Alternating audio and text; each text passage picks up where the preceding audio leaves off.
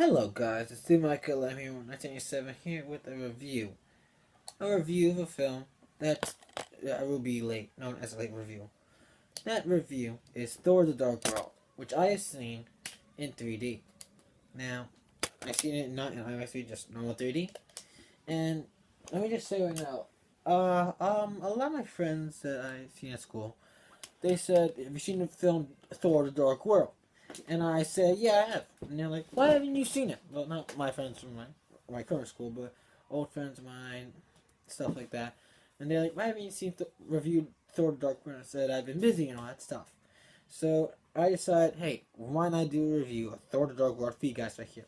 If you see the screen, you know I'm already reviewing Thor: The Dark World. This will be known as a late review.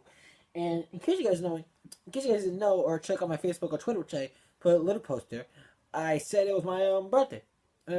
December 4th was my birthday. So if you guys want to say happy birthday, it's okay with you guys. I'll be accepting them. My birthday, so you just say that. That's okay with me. On my birthday, I got, actually, I'm just going to say the things I got on my birthday, just not to expand them. But I got, in other words, hang on a second. I got this thing, the 3DS XL. I already unboxed it, so I'm not gonna. I'll do a review about the 3DS XL. I might do a little long-winded debate of 3DS XL versus the Vita. So this is the 3DS XL. I'll be reviewing it because I just got it on Friday actually, and I got an mini iPad. I think I put the box somewhere else, so I won't. Somewhere where my dog is or something. Overall, sorry about this late review, guys. I'm just here right now. I've been really busy, tired, and all that stuff. I'm still thinking. I don't know if I should review Just Dance 2014. Let me know if I should. If I should, just tell me. So this is a review of Thor: Dark World 10 review. How is it? So a lot of people will be telling me, "Oh, it's not really a good film. I didn't like it. I like the first one." Now let me just say right now, I'm a big Marvel fan. I've seen all the films: Iron Man, Iron Man 2, Incredible Hulk, Captain America, First Avenger, Thor, and the original Thor 2011, Avengers. I even seen some of the Spider-Man's and X-Men movies, and some of the other ones like Daredevil, Ghost Rider, all those other films I see. And let me say right now that this film isn't as bad as some people are telling me. It's been getting a 65 percentage on Rotten Tomatoes, maybe a little bit lower. I do not know, but I'm just gonna say right now that this film is actually a really good film. Not amazing, not perfect, well, not close to perfect like Iron Man 3 was in my opinion, or how perfect was the Avengers, but still a damn good film, like some people who are saying it's not. So, how long has it been since the events of Thor? It's been 2 years. Let me say right now, I should rewind a little bit. I should stop going forward. This film is directed by Alan Taylor. I'm just going to say it right now. He has directed Game of Thrones. If you guys see his type of style he adds when it comes to the fight scenes and kind of like the feeling of the like how you see Asgard, it's gonna be you're gonna see his type of vision of the on his film. So that's what you're gonna be seeing on Alan Taylor. If any of you guys seen Game of Thrones, my brother has, There Ain't Danger, you're gonna be seeing that type of his like vision into that film. So you get that. Writers are the same as before. Stephen McFeely and Christopher Marcus, I believe their names are. Same as the first film, Captain America film, and some other films out there they've done. So right now, I'm just gonna say right now, is the film better than the original? Yes. In some ways, it's better. In other ways, it's on par with the original. So let's get on with the story here. The story is basically, it deals with this idea of a conversion, which is basically this event that happens thousands of years that happen when all nine realms will be stacked on one another and basically allow you to go through each realm only for a certain amount of time. And after that, the convergence ends. You gotta wait another 1,000 years. Um, it's basically a plot arc that they use out the entire film to explain the story, which is basically this evil dark elf, which is basically explained in the first 5 minutes of the film, is when a dark elf, Malekith, who is this big elf, not big elf, but guy who has a big army of dark elves, and they all want to destroy Asgard, but they fight on their island, Svartalfheim, I believe it's called. I can't announce it. I'm not that big of a Thor comic book guy. I read Spider-Man, Iron Man, that type of thing. so you know what you're dealing with. So also, let me just say right now that Thor's grandfather is the one that defeated Malekith, who was the bad guy in this film, and he basically sacrificed almost all his dark elves, all his armies, to take down all the Asgardians, but he failed basically. And they survived. And they are fighting over this thing called the Ether, which is basically this powerful um, mystic force power, which can destroy all the nine realms and everything in between it. But it only explain. That's when problems start happening. They only explain how does the ether kill people. They don't explain what they did before it. They don't really explain it. I feel like the story, when they first talk about it, didn't really give that much explanatory. So basically, Thor's grandfather decides to lock the ether up somewhere hidden where no one will find it. And guess where it is? On Earth, basically. And basically, this involves Thor to go to Earth to find Jane Foster, his love interest, which is Natalie Portman, which you see on the screen here. And it basically involves him going to find her because he couldn't find her a few minutes. And it's basically been Jane's trying to figure out more, trying to find Thor, since he said he was going to come back to her, even though he did come back to Earth to fight all those aliens and then just left with his brother. And she's kind of upset about that, wondering why she hasn't communicated with him since then. Why hasn't she been teleported to Asgard? And basically, it involves this big story arc, which will be predictable to some people throughout the first half an hour when you see it. And it basically involves the Malekith and his last soldiers of the Elf army woken up from their deep sleep to find the ether again and start to converge, which is right around the corner. Not that corner, the other corner. Right around the corner, happening. So, and then it involves Thor basically having to realize that he's not really all powerful when he against these forces, because these forces are stronger than him, and he has to put everything on the line to save everyone he loves and just risk everything basically. And it's kind of like that. And then it goes on to Malekith trying to find it, and then it just continues and it continues and it continues and it continues and it ends. Now the story for me was kind of weak. It was kind of like convoluted mess that was trying to tell itself. While Thor's story, while ridiculously odd, still made sense in my opinion, and it was really simple. Thor, who's a douche in the beginning of the film. Second of the film, he's trying to learn both sides, and in the third part of the film, he changes. While in this film, Thor is a good character here, as he's not really that brass, oh, I can twirl hammers and no one can defeat me type thing. He knows he can be defeated, and it's kind of fun. Hang on, sorry about that. Sure. And basically, there's some good jokes here, little good laughs they add for Thor and when it's in Asgard.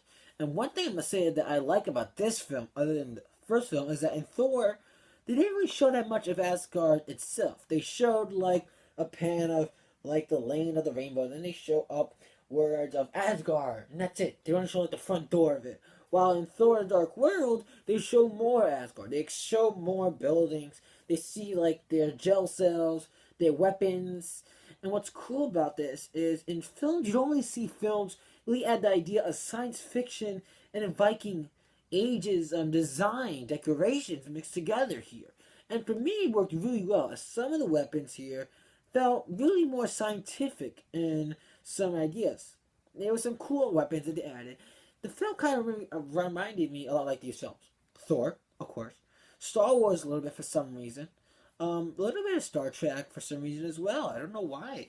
But it was a kind of cool idea that I was watching all these other films, but then I'm wondering, why am I watching Thor? Even though does have Thor in the main character plot. Of course, the performances are good here as well. Chris Hemsworth is doing a great job in his third position. Third time acting as the God of Thunder with the hammer. And he does a great job in the role, like always. And then there's Anthony Hopkins, I think his name is, who's basically Thor's father, Odin. And he does a great job as well. He's a really good character. You kind of realize that in this one, he really does not know what to do with the situation based on what happens in the storyline. So you're going to kind of see more of that development happening there. And it kind of makes him more development more than Thor, as his character, he does not know what to do. He suffers, and he can't really decide what he wants for Thor himself. And I gotta say that even all the performances are mostly okay. I must say the best out of them all is Tom Hiddleston as Loki. I think that a lot of people are saying that Loki is the best character out of this film. The reason why is because Loki stays in character, and he's perfect in the role. I mean, in Thor, you kind of wanted him to be not turn evil, even though you know he was gonna turn evil in Avengers. A lot of people loved him because he was perfect in the role as Loki. He perfected the role as Loki, and I heard even in the new comic books they're making the character look more like Tom Hiddleston, which is a cool idea, great idea for that. So what's cool about that is Tom Hiddleston really does perfect the role of Loki with his Machiavellian talk and how he says that you're no better than us. I only killed a few people. Odinson has killed thousands of people. It's kind of more like Tom Hiddleston steals the show, even though he is Thor's world. It's even though Thor is the main character, it feels like Loki puts more effort into the film and story. Even though Thor is a badass in some ways, he does get his cool action scenes, and Loki gets a little scene here and there, of little like jokes. And there's one scene I must say that was really funny that really did not feel out of place at all. Now I've seen the film twice. I'm just saying right now. I saw it in the 3D experience, this one, and then I saw it in the 2D experience. Now I must say, I really enjoyed 3D for a lot of films. Gravity was good 3D, Avengers, good 3D, Iron Man 3D, good. Didn't see a lot of other films like Star Trek in 3D or or Superman, but big deal. Otherwise, the 3D in this experience is really half down the road, in my opinion. The reason why is because there are some cool shots that they added for the 3D, and then there's some cool shots they add that's not in 3D. So it depends on the buyer or the viewer on what they want to see it in. So if you see it in 3D, good for you. I really don't matter about that much because I always try to see the different ways of how a film acts and experiences in 3D, IMAX, 2D, nothing, 48 frames per second, or something like that. So the film has great visual effects, I must say. The characters is good overall. I feel like that if Thomason wasn't in the film, if Loki was in the film would have been a lot weaker than it was already. That would have hurt the film a lot. And a lot of people say that Malekith is a terrible villain. He's horrible. He's terrible. His performance was shit. Well, to be honest, his performance was half-baked, to be honest. Christopher Eccleston plays the bad guy Malekith, and he's covered in so much makeup you don't even know who the hell he is. He's just a guy in white makeup and out, and then he gets half makeup when his face gets burnt. I mean, you see that in the trailer anyway, so that's not a spoiler. I have a little cough. Sorry about that. So, it doesn't really matter about him. I mean, he did sound cool in some scenes where he's, I'm Malekith, fear me, I'm a dark elf. But in some scenes, it felt like it was just like, he didn't really have that much development. He was just a dark elf that wanted to become evil because he was already evil in the first place. It didn't really necessarily be like that, and it could have had more of a story arc to it. They could have given him more reasons, like Thor's grandfather disrespected Malekith in a way that made him want to kill all the elves. Why didn't they add that to it? The story writers did a weak job. Not terrible, like crap, but weak. I'm sorry if I'm ranting or screaming my voice out to the damn iPad I'm using. Right? Yeah. Right?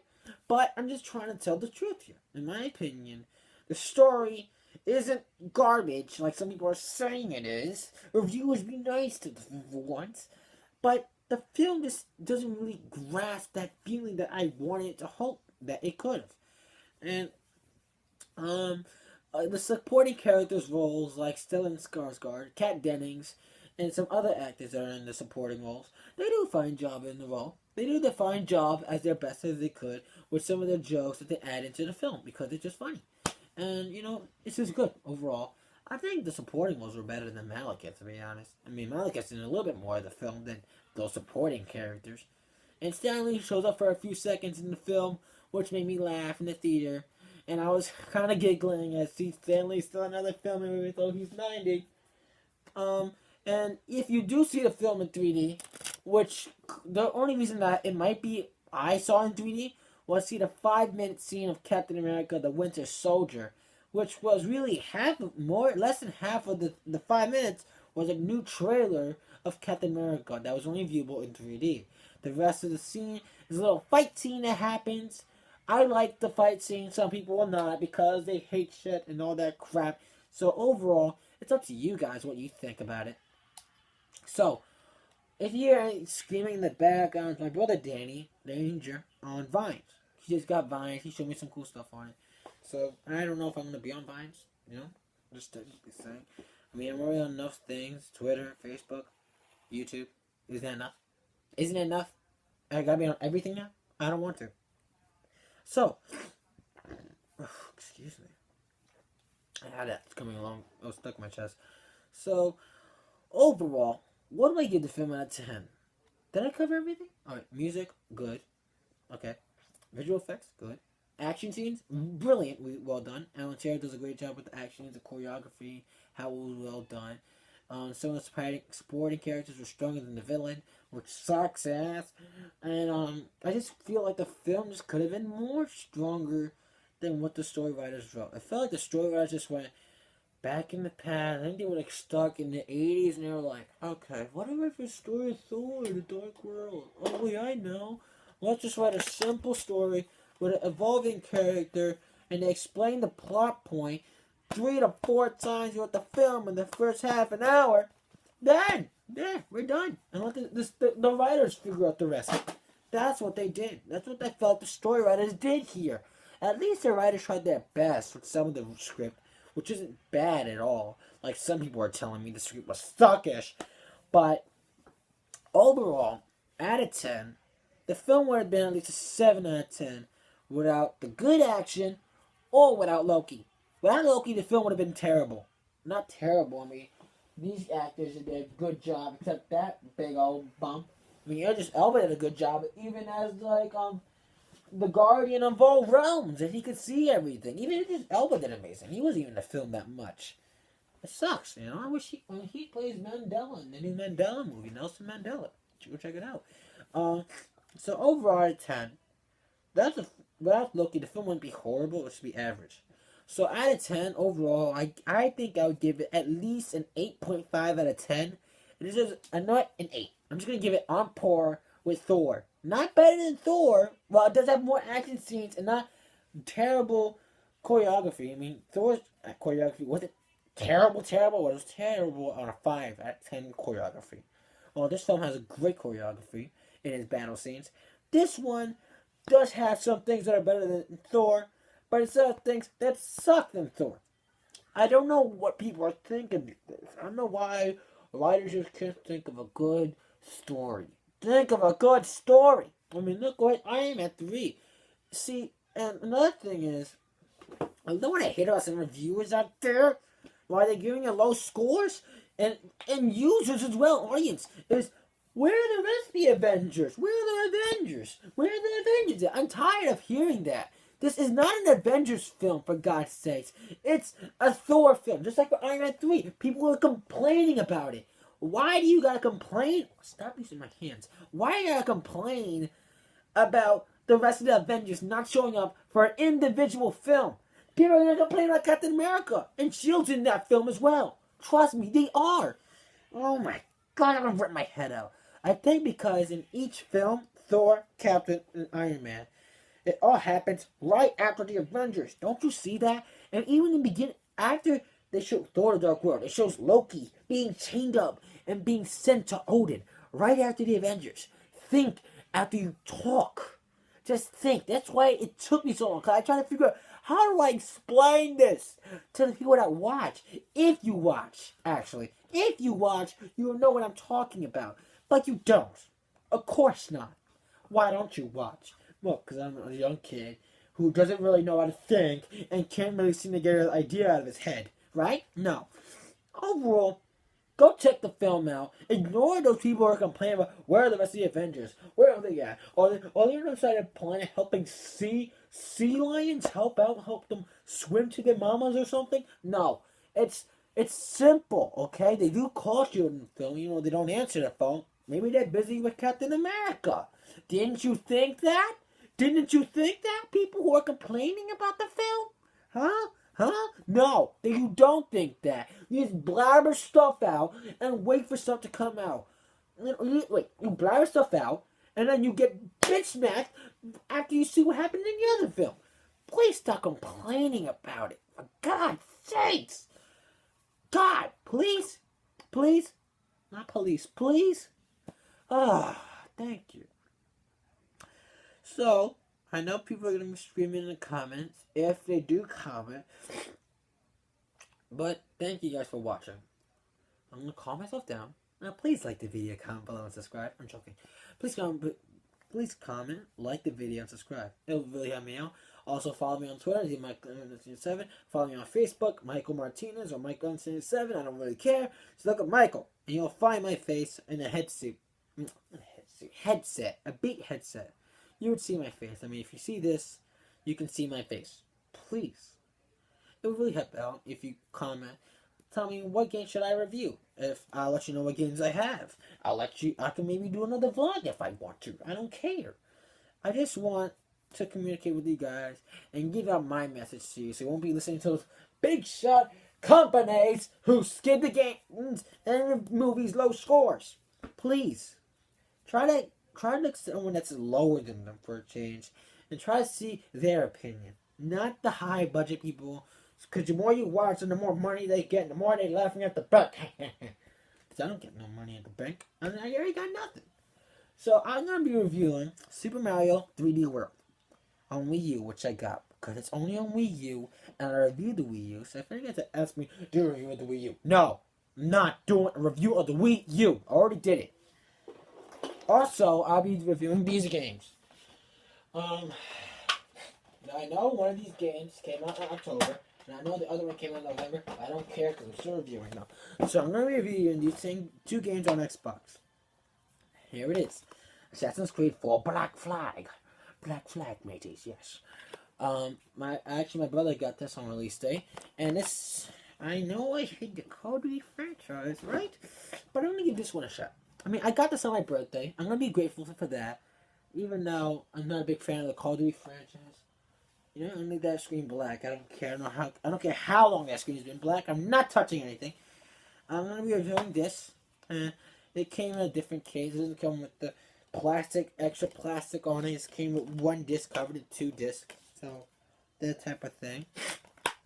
I'll be reviewing these 2 games while I'm at it. Because I have nothing else to review. Also, expect by the end of the month, reviews of The Hobbit, The Desolation of Smaug the Terrible. I didn't review Hobbit and Unexpected Journey. I'll do a review of Unexpected Journey before I do a review of Smaug. I will try. Don't bitch about it if I don't. I'll also be reviewing Killzone Mercenary. I'll try to review a 3DS game. I'll try. Try. Okay? You know what try means? It means maybe, an option, not must do, not a fact. So quit complaining about it to some people out there. Now thank you, and I'll see you guys next time on the next episode of The Michael M 1997. So peace out, guys. Bye.